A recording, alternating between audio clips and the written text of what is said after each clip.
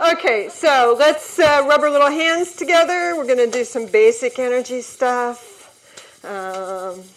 Okay, shake them out, get you going. Okay. Try not to slap your neighbors in the face. Okay, now do your hand brushing. One hand, doesn't matter which hand. Stop it. See if you can recreate it. If not, brush it a little more. Get that sensation firmly fixed in your mind. Okay, switch to the other hand. Get that sensation firmly fixed. Okay. Hold both hands out. Get the sensation going back and forth, fingertip to palm, palm to finger. Get a little bigger ball in each hand and run each ball. It's large enough to actually go around the whole size of your hand. So it now goes through your hand. Bones, muscles, tendons are stimulated all the way up to your elbow. And run that ball right back down to your fingers. Fingertip to elbow, both hands at the same time if you can manage it. Back and forth, whatever pace is comfortable for you. The most important thing is that you not lose the energy ball, that you keep track of where it is. If you lose the energy ball, go back and do some finger brushing to get it back again. Feel that energy stimulating your forearms. Okay, now pull it all the way up to your shoulders. Back and forth and back. Okay. Okay, now bring it down to your hands and bring both balls together into a large ball. Shape that ball.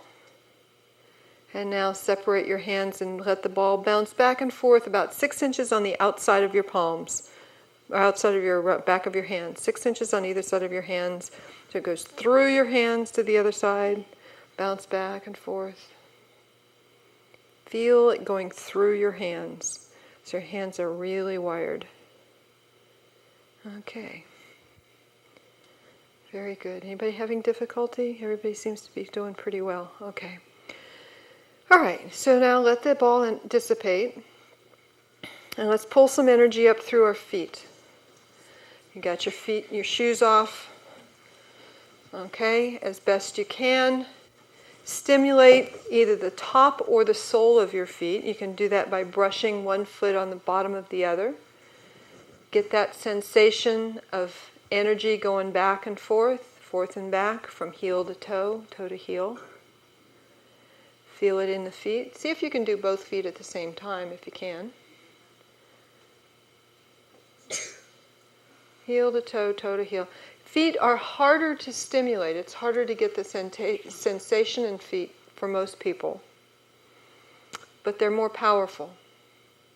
So if you're having trouble feeling the foot energy, don't worry about it. It's not going to be terrible today, but go practice it tonight. Works a little easier with bare feet too. Okay, so pull the energy balls up from your feet to your knees. Pull it up both legs at the same time. Toe to heel to knee, knee to heel to toe. Up and down, bounce it up and down. Bouncy, bouncy, bally. Okay, bring it all the way up to your hips. Okay, hip to knee to foot, foot to knee to hip. Whatever pace or rate seems comfortable for you. There's no rush. It doesn't have to be at any particular speed. Just up and down, down and up. Okay, now we're going to do some energy center work here. And we're going to be doing this by bringing the energy up through your feet into each of the chakras, starting with the first chakra, the chakra that's at the groin level. It's right at the base of your spine. So you're going to pull the energy ball up into your root chakra, right at the base of your spine.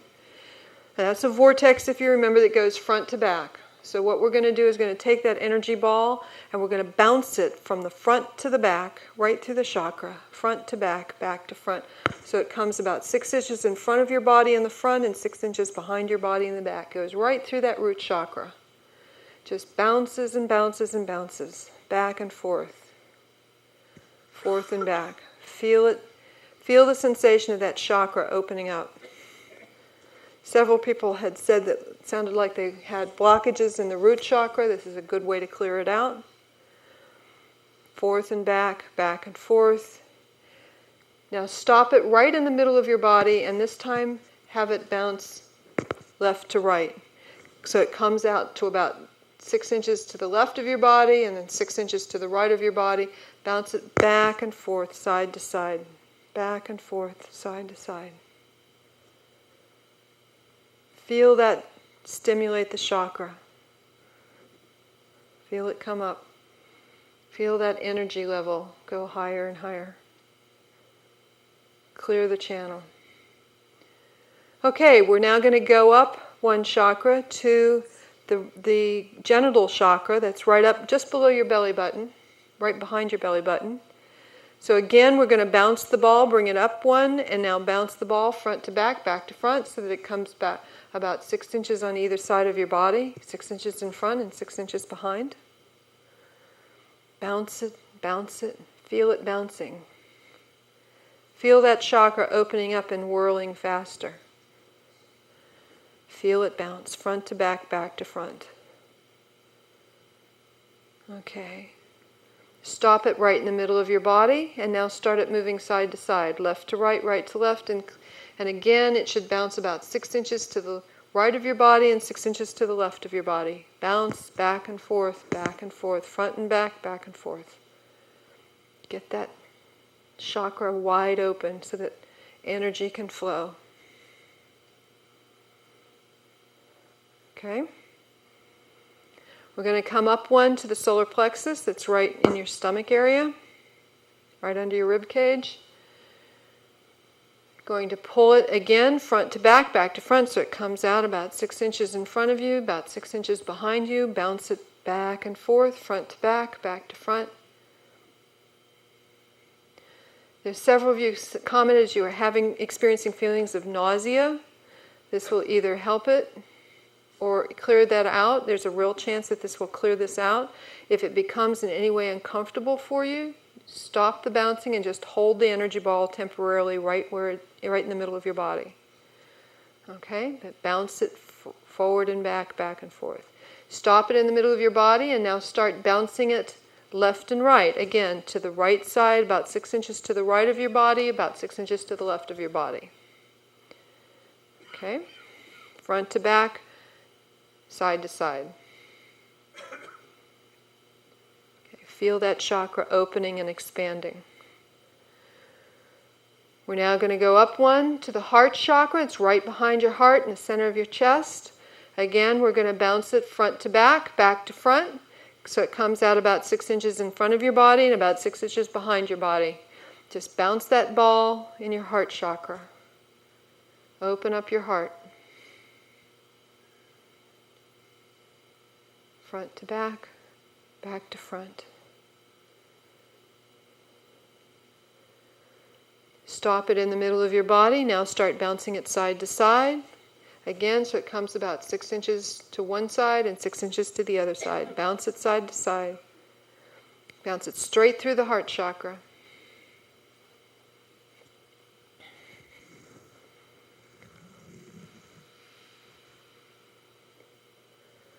Okay.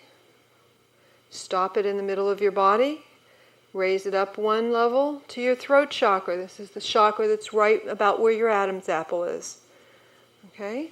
Bounce it front to back so it comes just a few inches behind your neck and a few inches in front of your neck. Bounce it front to back to front. Feel it opening up your throat chakra. A couple of you have had throat chakra issues today. Open up that. This should help clear those blockages out, get the energy flowing freely.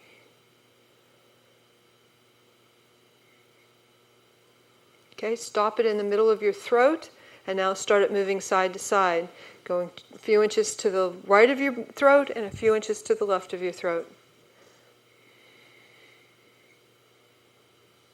Okay, bounce it left to right, right to left.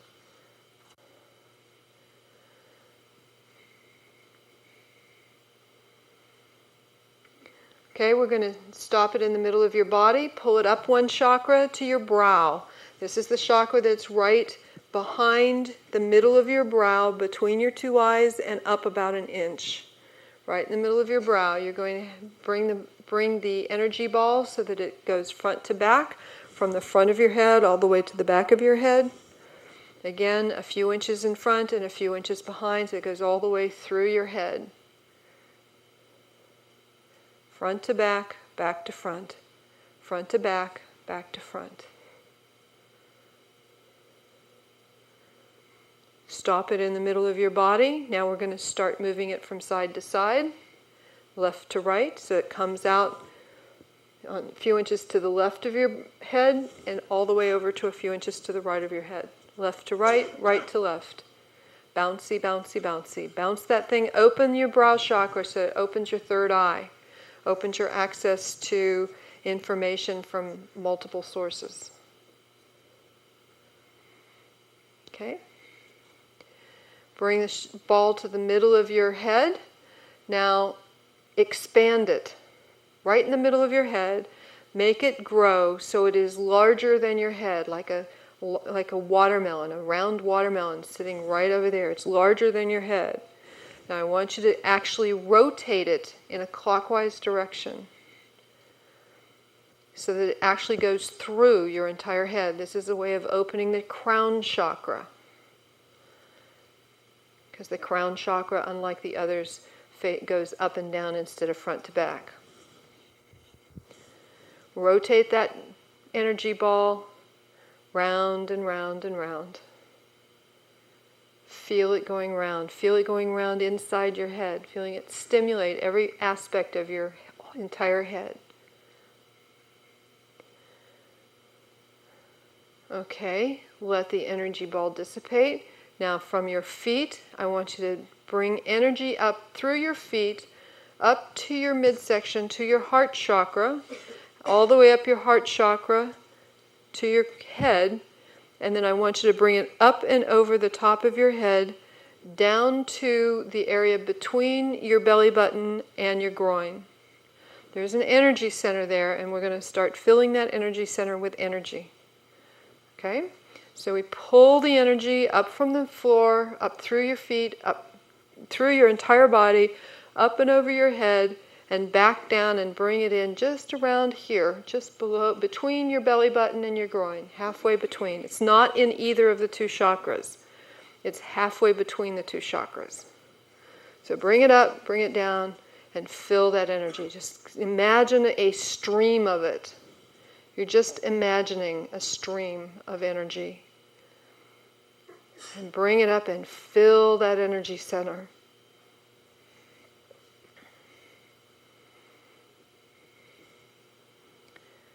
And when that energy center is full, it just automatically, just keep filling at the bottom, and it automatically raises the heart energy center, which is just below the heart chakra. Just keep filling it. Always fill it from the bottom. Never fill it any place except the bottom. Keep filling it from the bottom. And as the heart energy center fills, then the one in the brow center fills, which is the one that's directly between the two eyes below the brow chakra. Just this energy storage center, again, you fill it from the bottom, from the energy center that is between your first and second chakras, and the excess energy flows into the heart center and it flows into the brow center. Fill that energy center. Okay. Open your eyes, relax. Okay, we now need some forks. I'm going to pass out forks to everybody. We hope. Everybody take, I think we only have like one per person, unfortunately. These are not as sturdy a fork as I would have liked. I normally, when I teach spoon bending, I mean, it's a little difficult with 250 people. They're passing out forks now. Okay, I have a question I was going to ask, but I promised I would. When I left the house, I brought a spoon because Okay, let me see the... I was going to believe it unless it's Okay, use your own spoon. Absolutely. Sure. Well, let's see it. It's not made of titanium steel, is it? I had somebody bring in a piece of rebar once, and I said, no, I don't think so. Oh, yeah, this is fine. This is the quality that I normally buy. Can you bend it? You're going to bend it. I'm not gonna bend it. You know, I'm not going to bend it. You're going to. It's your spoon. Oh, come on, guys. Actually, you know, spoons are interesting because there's not much that the average beginner can do with them except bend them at the neck and twist them and so forth. So I like to use forks because even in an inexpensive fork like this, the handle's pretty flimsy, but bending one tine with your fingers is quite hard. So I could wish these were a little sturdier fork, but that's okay. We can do it. Play with it while you're waiting for us to start. Play with it just a little bit, and you know, don't force it, but get a sense of how hard it is to bend one tine. And it's quite difficult, even with this one. So you're going to focus on bending the tines, not on the neck, because this is really easy to bend this. This doesn't count. This is too easy. You're going to bend individual tines. Okay? So that's going to be your goal, whether you know it or not. And now you can do all kinds of creative things. This is, first I'm going to tell you, this is Spoon Bending 101. You're kindergartners. Okay? So, you know, please don't expect to hold it up like this and have the fork twist and warp. Although that can happen, and it has happened for some people. Also, I feel like this should be a liquor ad, you know. Please bend responsibly. There's a reason I teach spoon bending immediately after a meal. And that's because unfortunate repercussions have happened in meal times. I taught this at one workshop in Charlottesville, as a matter of fact. And the next day, one of the ladies who happened to be very good at the spoon bending showed up and she said, I have to tell you what happened at dinner last night. She said, some friends of mine and I went out to dinner at this really nice restaurant and we started talking politics. And the discussion got rather intense. I guess they were arguing like crazy. Anyway, what she said was the discussion got very intense. And she said, I was trying to make my point rather rudely, and I took my fork and I said, now you listen to me, and the fork melted. And she said, I was so embarrassed. So she pulled it on her lap under the tablecloth and was trying to put it back. You can't put it back and get the exact curve, you know. Just can't do that. So bend responsibly. This will get you out of doing the dishes and get you out of having to set the table. But the other thing is, just as a caveat from personal experience, don't ever irritate the person who's feeding you by bending their spoons. You do not want to know what's on your plate after they... So just, you know, bend responsibly, okay? Like drink responsibly, bend responsibly. Okay, now what I use, if you want to get some spoons and forks to practice on, go to like Target or Kmart or something like that and buy spoons and forks that are 18-0 stainless steel. That's like their high quality spoons and forks. I mean, these are not cheap stuff, and that's normally what I would use in a workshop, but that's really expensive for 250 people. So we have what we have. This is kindergarten stuff, so you can move up to first or second grade if you go get your own and practice it. The other thing is, if you want to teach other people how to do this, I strongly urge you to do it in groups. Don't try and teach a person to bend spoons. Get a group of 5 or 6 or 7 people together, hand out a bunch of forks or spoons, and use that. I also encourage you to use forks instead of spoons because forks are more fun, but that's okay. Okay, so what we're going to do, you've now got your energy all revved. You've got all your energy centers open. So what we're going to do is, we don't have tables or anything to put this on. If you can park it on your leg for a moment, just someplace where you can get at it really easily. I want you to, everybody have forks? Anybody not have a fork or spoon that wants one? Okay. What I want you to do is raise some energy, do the hand brushing thing. You know how to do this now. Make an energy ball that's about, say, softball size. Okay? And what I want you to do is bounce the energy ball back and forth between the two hands. Bouncy, bouncy, bouncy. Make sure you get that ball going. Make sure your hands are tingling like crazy. If they're not tingling like crazy, do some more brushing on them. Get those hands tingling, tingling, tingling. Okay? Do the brushing. Do the brushing. Get that sensation firmly fixed in your mind so you're imagining it. Okay? When you've got the ball bouncing back, reach down and pick up your fork or spoon and hold it between your hands in such a way. I'm emphasizing this because I want you to bend the tines, not the fork, but you can hold it at the end if you like. And I want you to run that energy ball back and forth through the fork. You should perceive the fork as exactly the same as your hand. In other words, it's not bouncing out of your hand. The fork is part of your hand. And I want you to focus your intention on getting the fork soft and malleable. And this one's just gone. This one's just gone. Yeah. And then every so often just test it, and you'll find that you can easily bend the tines of the fork. You can twist them. You can just do whatever you want with the fork. This is just so easy. This is just so easy. Don't forget to try to twist it. Once you get the energy going, you'll find it starts to get a little soft. Okay, so now hold it and grab one tine and try and move the tine. Oh, see, she's bending hers. Great, great. There's some people, you got yours bent.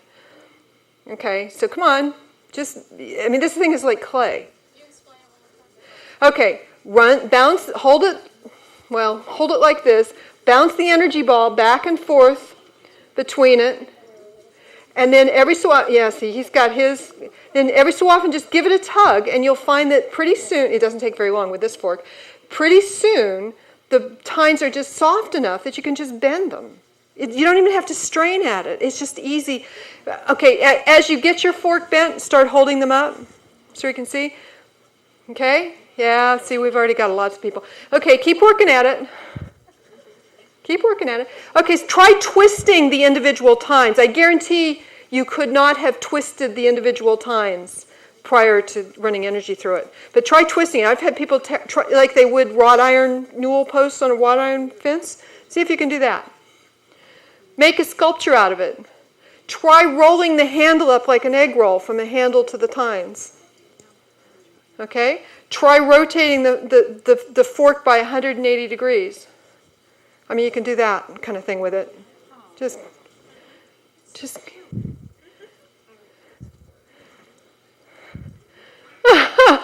You refuse to learn how to do it. She does. Hold up your fork.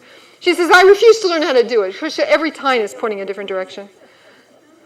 Okay, good. How are you doing with that spoon? Don't forget to try. Don't forget to try to bend it. I mean, this is kindergarten. Yes, very good. This is kindergarten level stuff. So, don't make it harder than it is.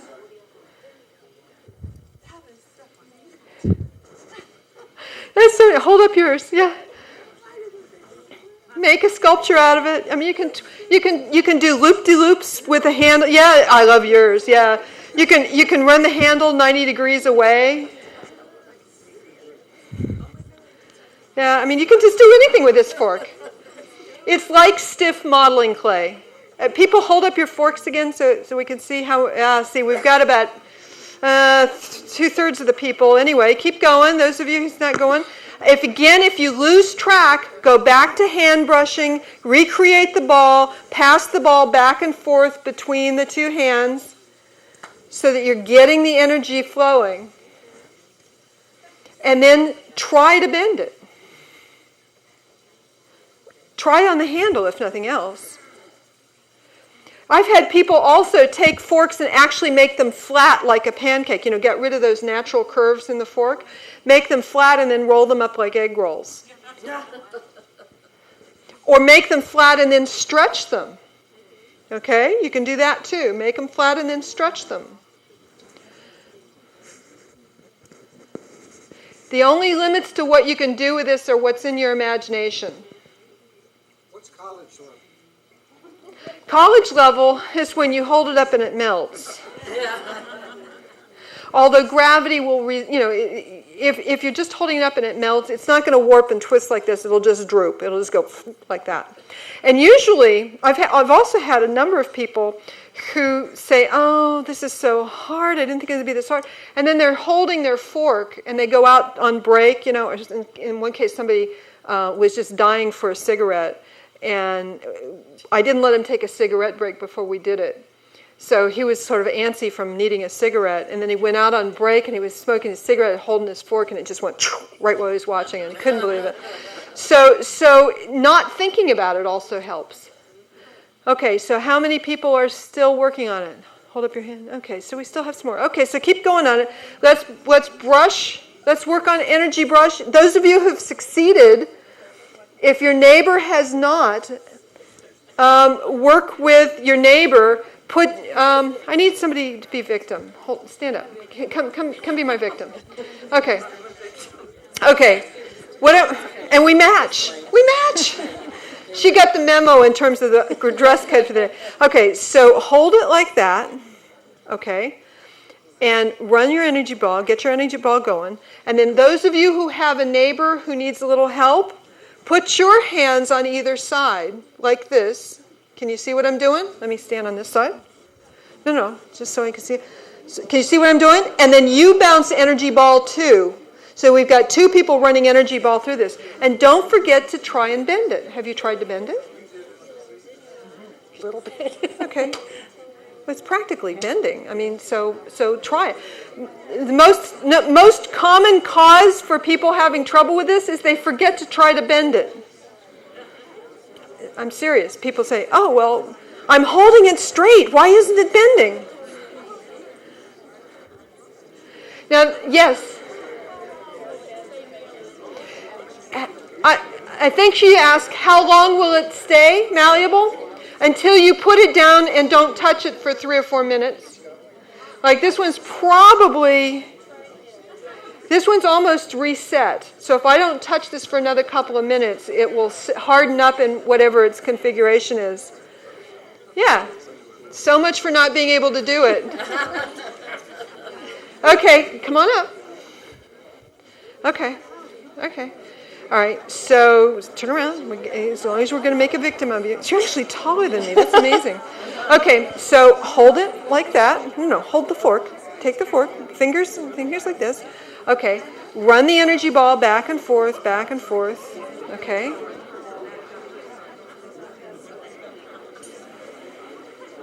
If you like, you can yell at your fork.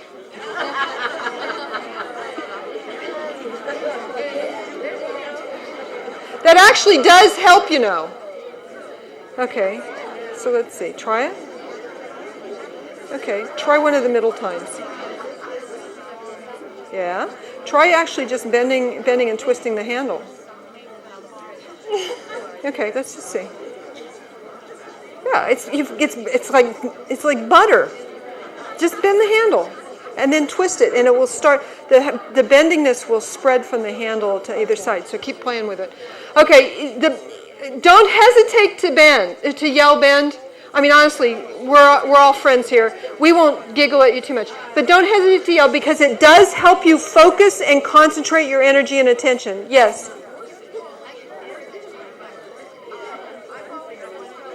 I can't hear you, I'm sorry.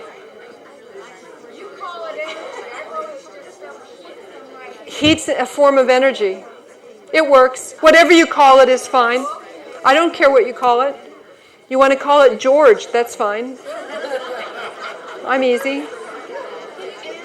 Okay, how are you doing with your how's my spoon lady doing? Did you get your fork done? Okay, so now start on the spoon.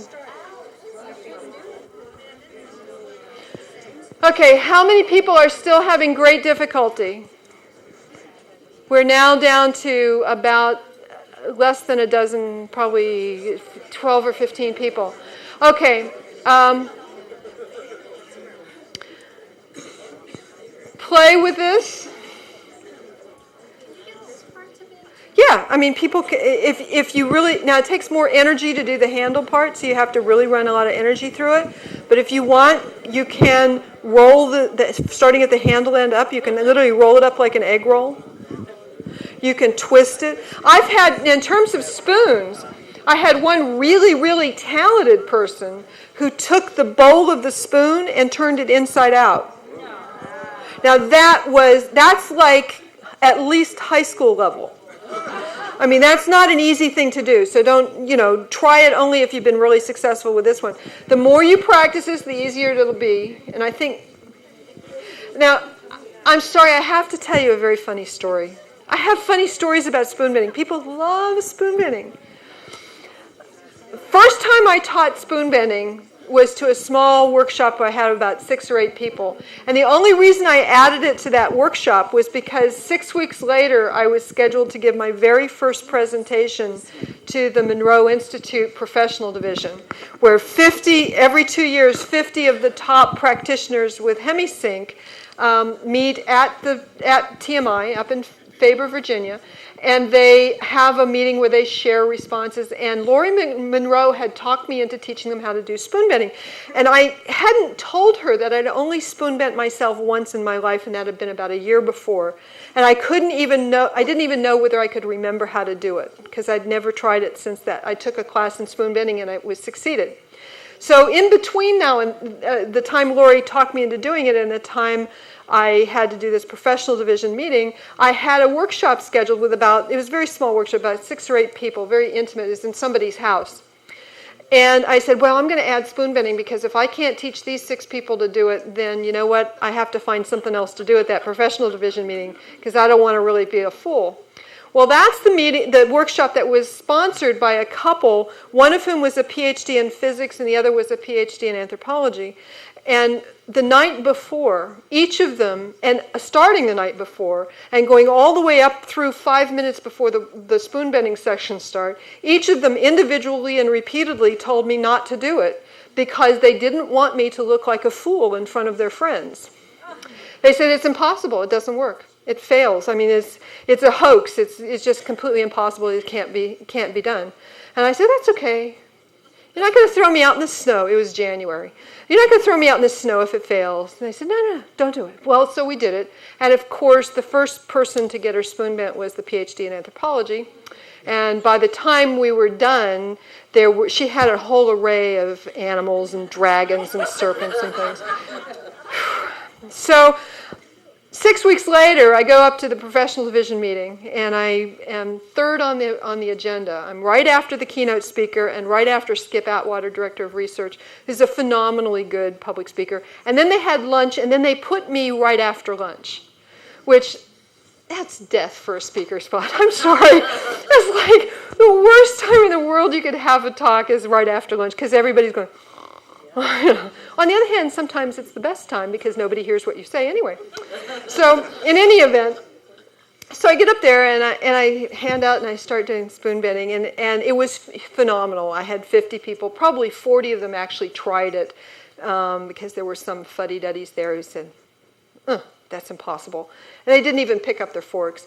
So it was a huge success, and Jeff Mishlove, who happened to be the keynote speaker that time, was one of the big successes, and he'd never been able to bend a spoon before. And I had one of the TMI trainers who'd never been able to bend a spoon, came up to me and said, wow, I had to go home and go out and call my wife. Do you see what I did? And his fork looked about like this, And there was extra cutlery left over, and by the time the conference ended about 3 days later, he had successfully bent a spoon, a fork, a salad fork, a knife, a tablespoon, a serving spoon, a serving fork. I mean, he had bent one of everything. So I kind of dared him to take the service home to his local cutler and say, I want a service for 12 just like this. So anyway, as you fly into Charlottesville, it's a little airport. It only has like 6 gates in the whole airport, and there's one security line. And I went through the security line. In front of me was Jeff Mishlove, and then there was me, and there were a couple people behind me was this trainer who had done one of everything. And I was standing there on the far side of the machine waiting for my bag to come through. And Sheriff Bubba walked up. Sheriff Bubba. And he held up a fork that looked about like this. And he addressed Jeff Mishlove right in front of me in line and said, "Sir, can you explain to me why this fork is in this particular configuration?" Actually, can I borrow yours? Actually, his fork looks more like this. I hope you can see this. He had a tine in every direction. And it was a little bigger fork, so these tines were about 2.5 inches long. Pretty dangerous. And so Jeff Mishlove immediately went into complete shock. He went, "Oh, it's okay. It's just a souvenir. You can take it. It's fine. I didn't mean anything. It's just a souvenir." And I burst out laughing. Whereupon Sheriff Bubba turned to me. Sheriff Bubba of the beady eyes. Sheriff Bubba of the beady eyes and the heavy arms and revolver in his holster turned his beady little eyes on me and says, "What are you laughing at?" I said, "Well, it's just that it's my fault." And he said, "Your fault?" I said, "Well, yeah, I just taught 50 people how to do spoon bending, and you're probably going to see more of these come through the security thing, so maybe you should be aware that, 50 people." And he says, "Are you telling me this was done by mental powers alone?" And I thought about that for a second, and I said, "Yeah." And he said, At this point, Jeff was just completely forgotten. He still didn't have his suitcase back. But he says, "Mental powers alone." I said, "Yeah, pretty much. Yeah, that's what I mean." And he said, "Well, how long did that take?" And I said, 10 minutes. Mental powers alone. I said, "Yeah." And finally, he turned to Jeff Mishlove with this dangerous fork with tines and you could have put somebody's eye out like that. You could stab him pretty easily. And he said, "Well, forks are among the approved items that can go on a plane." And he handed it back. Whereupon Jeff Mishlove grabbed his back, and scuttled away for his gate. But that left me there with Sheriff Bubba. And we went back and forth in this. "Are you telling me mental points? How long did it take? Mental powers alone." Back and forth. And I finally got it, that he was angling for a free lesson in spoon bending. But of course, the airport, a busy airport, with the line now is stretching behind me all the way into the lobby because I haven't moved forward and the line is backed up. So, this was not the place or time to try and teach somebody spoon bending, particularly somebody who didn't know any of the energy work or exercises. So I just pretended I didn't get it and eventually let me go.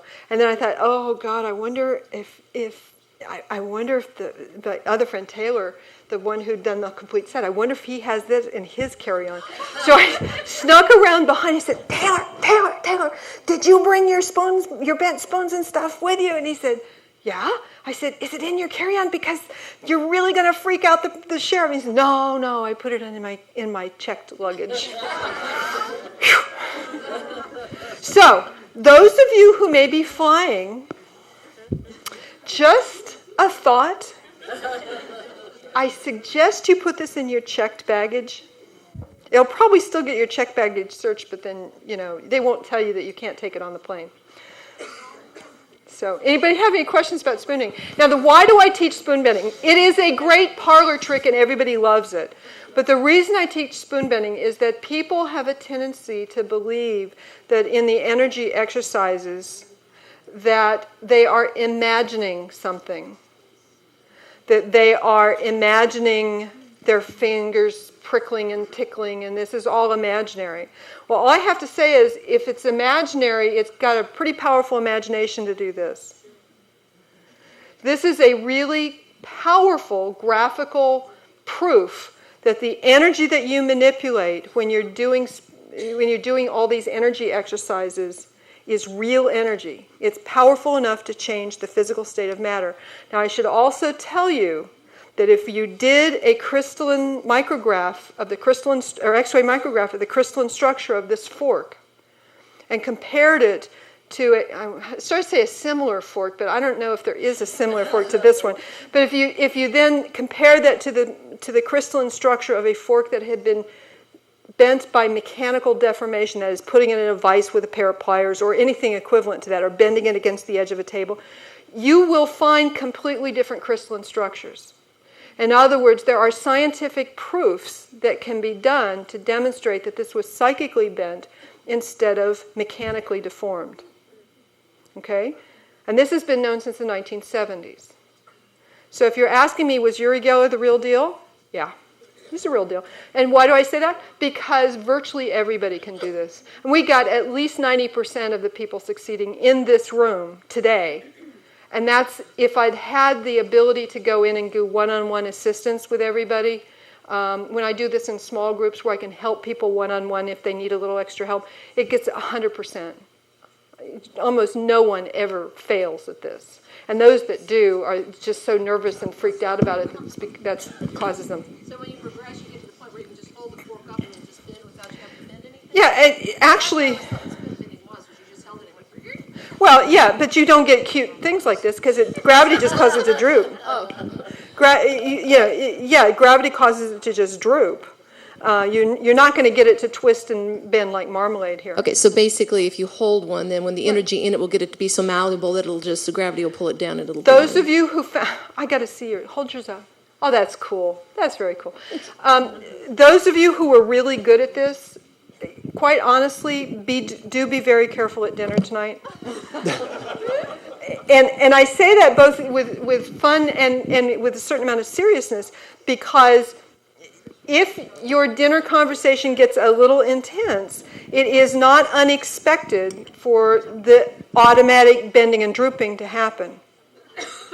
I guarantee I couldn't have done that without a little energetic assistance. Okay. Yes, ma'am. It doesn't hang on for several days. It's like go home here tonight and have Sooner, the energy effects do not, she asked if they hang on for several days.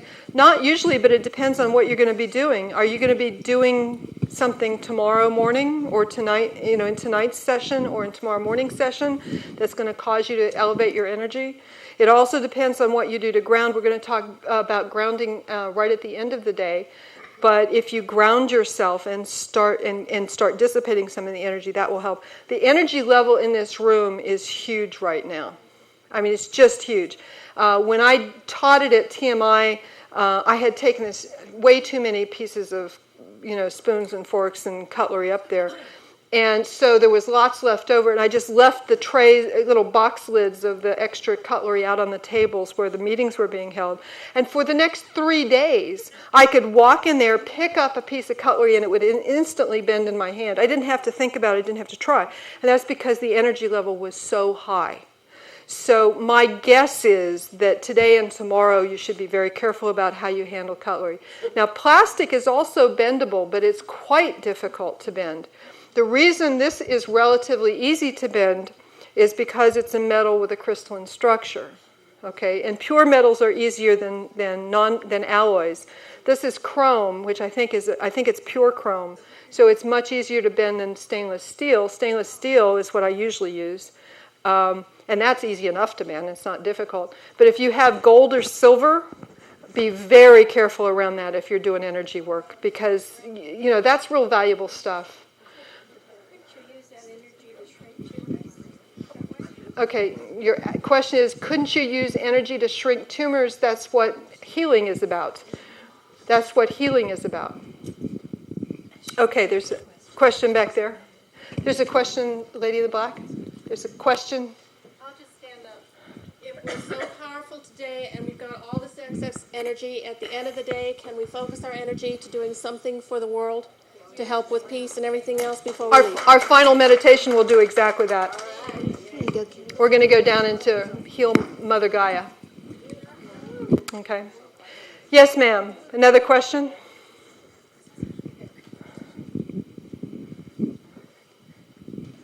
Why doesn't it affect the earrings or necklaces or things like that, the metal that we have on? If you get really powerful with energy, a lot of people do have trouble wearing jewelry. But if you think about like a ring, it's shaped around your hand and you're not actively trying to deform it. And earrings are sort of the same thing. You're not actively trying. Plus, they're sort of like mine are kind of dangly. They're sort of outside my body.